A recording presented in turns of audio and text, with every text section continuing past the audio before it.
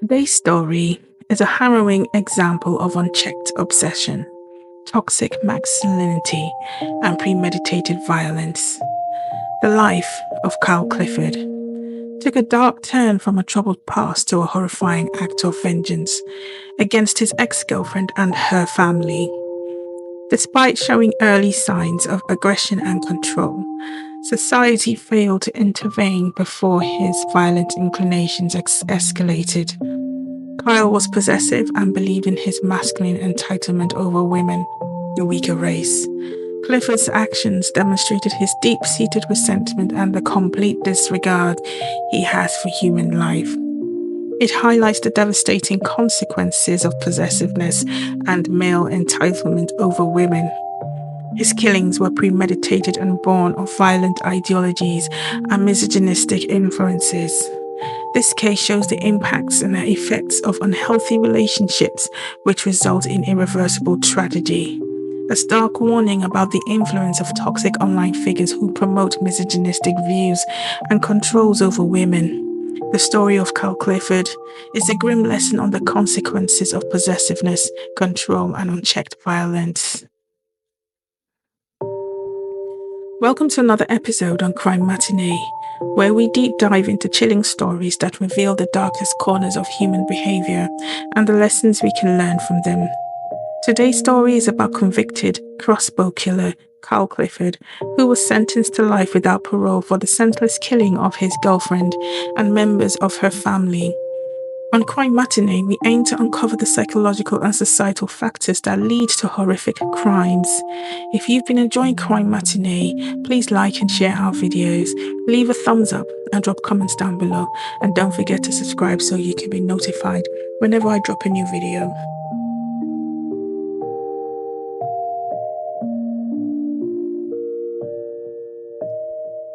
Carl Clifford was born on April 5, 1998 in Enfield, North London, an area that has long grappled with a mix of socio-economic challenges and cultural contrasts. Enfield, while home to both working-class families and pockets of affluence, presented an environment where young people could easily become exposed to conflicting influences. Clifford grew up in a working-class family, though specific details about his parents remain unlimited.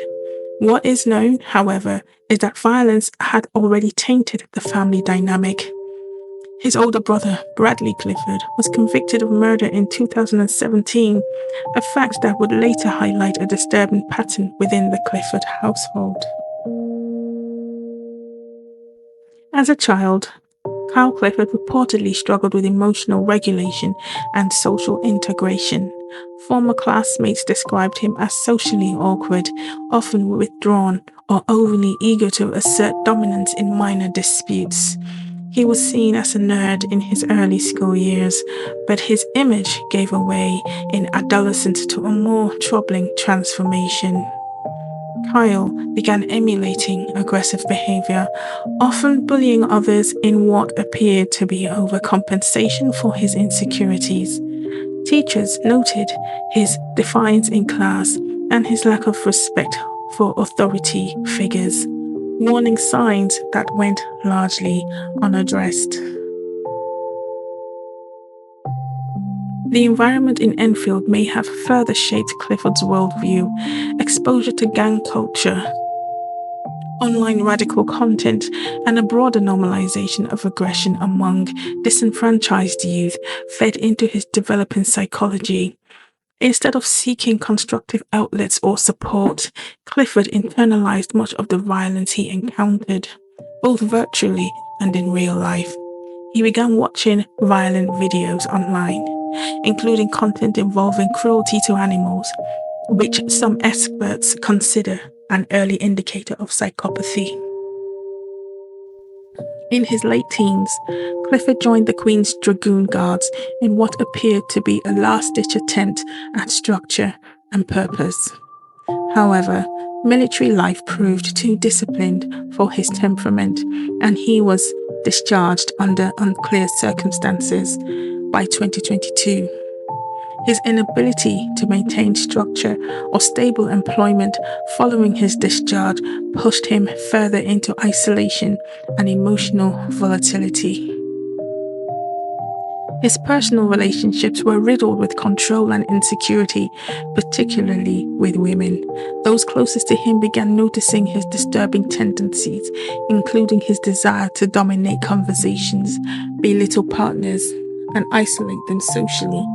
This pattern of coercive control was not an anomaly, but a reflection of deeper issues rooted in his upbringing, environment, and unchecked psychological decline. The culmination of these influences, familial violence, toxic masculinity, emotional instability, and societal neglect, which would eventually erupt into one of the most disturbing triple murders in recent British criminal history. Louise Hunt and Kyle Clifford were in a relationship for approximately 18 months after meeting through online dating. At the beginning of their relationship, Louise was described as a caring and optimistic individual, while Clifford initially presented himself as charming and attentive. However, as time went on, his true nature began to reveal itself. Clifford exhibited controlling tendencies, dictating what Louise could wear, who she could socialize with, and how she should behave. Friends and family members noticed that Louise began to change, often appearing more withdrawn and emotionally exhausted. She confided in close friends that Clifford had a nasty temper and would frequently belittle her, making her feel trapped in the relationship.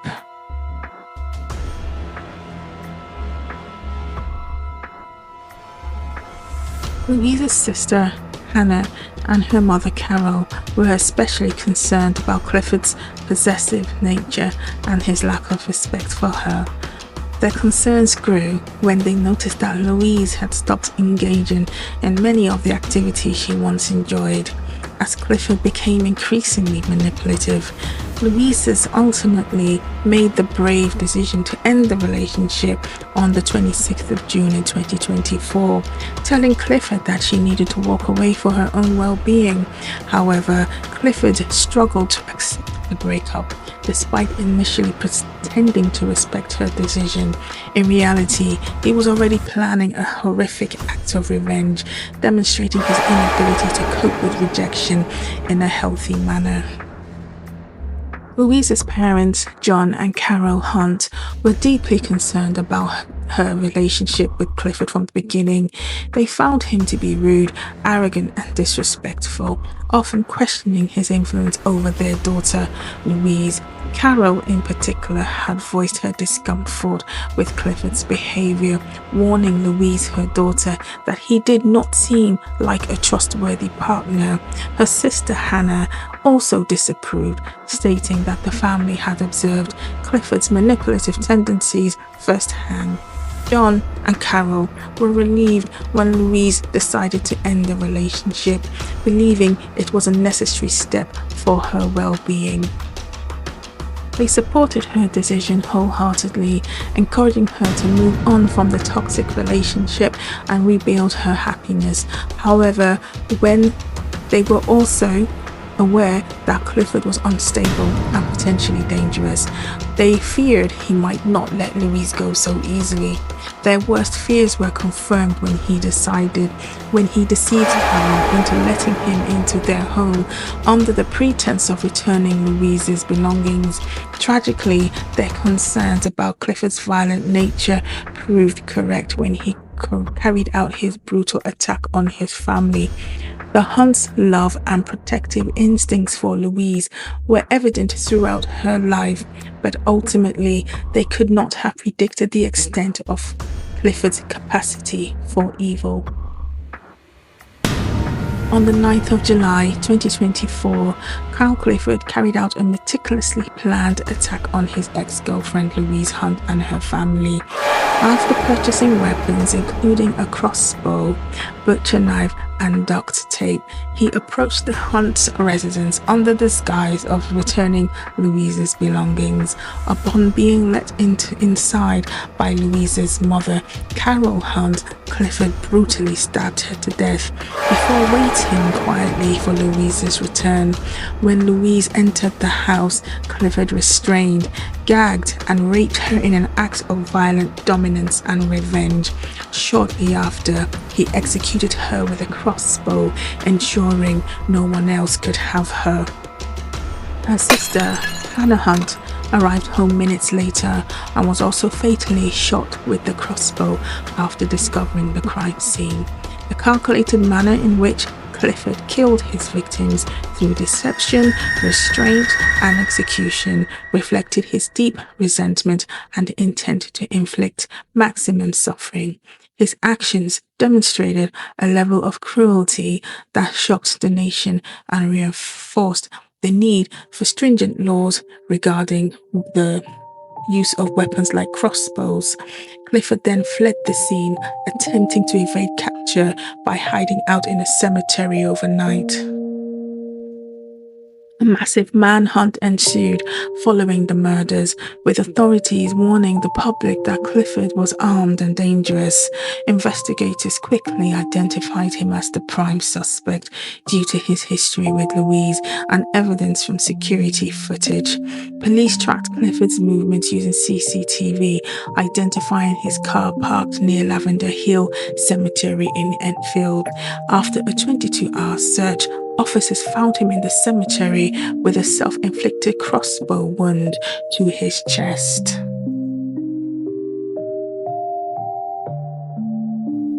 Clifford had attempted to end his own life, but the injury left him permanently paralyzed from the chest down. He was treated at the Royal London Hospital under police guard, unable to be immediately arrested or interrogated due to the severity of his injuries. The swift efforts of law enforcement in apprehending Clifford prevented him from further harm to himself or others. Authorities recovered the murder weapons and electronic evidence showing his premeditated intent. His capture marked the end of a harrowing pursuit and ensured that he would face justice for his horrific crimes.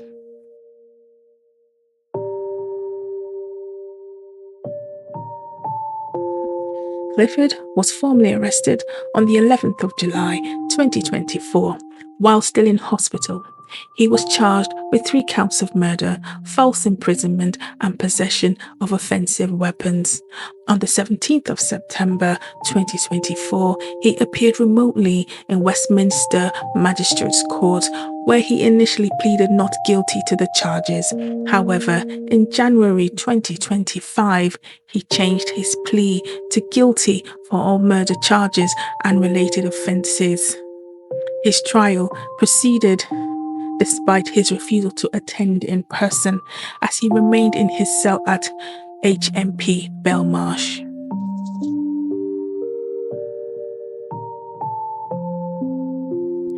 On the 6th of March 2025, the jury found him guilty of raping Louise Hunt, and after a swift 45-minute deliberation, the court noted that his actions were not impulsive, but rather a carefully planned and executed series of attacks.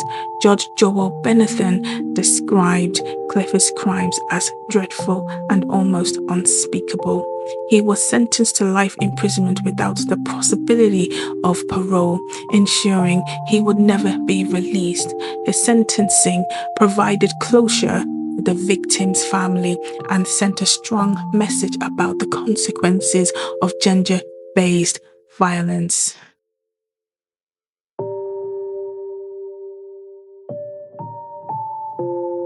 Carl Clifford now spends his days in prison, paralyzed and confined to a wheelchair.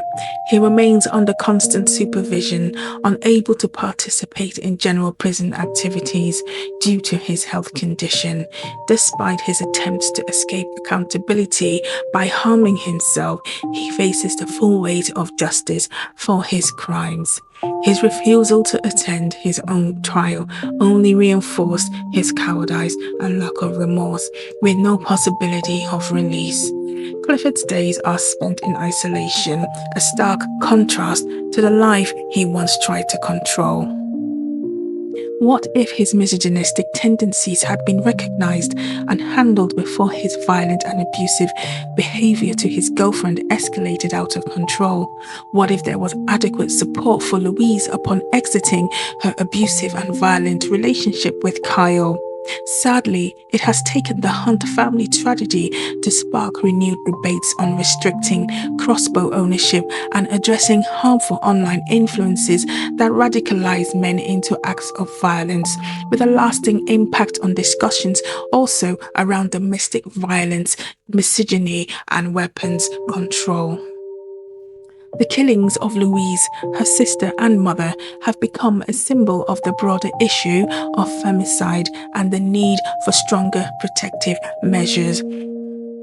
While the law enforcement is graced with modern technology, supporting swift capture of violent criminals, the limitations are in the restriction and control of weapons and radicalizing influences, especially those online.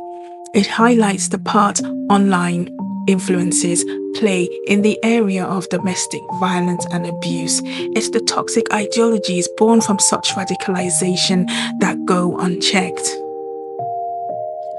Kyle's actions were not spontaneous, but rather the result of years of entitlement, misogyny, and possessiveness. The tragic fate of the Hunt family reinforces the importance of recognizing and addressing early warning signs of domestic violence. Society must work towards preventing similar tragedies by promoting education on healthy relationships and stricter laws on coercive control.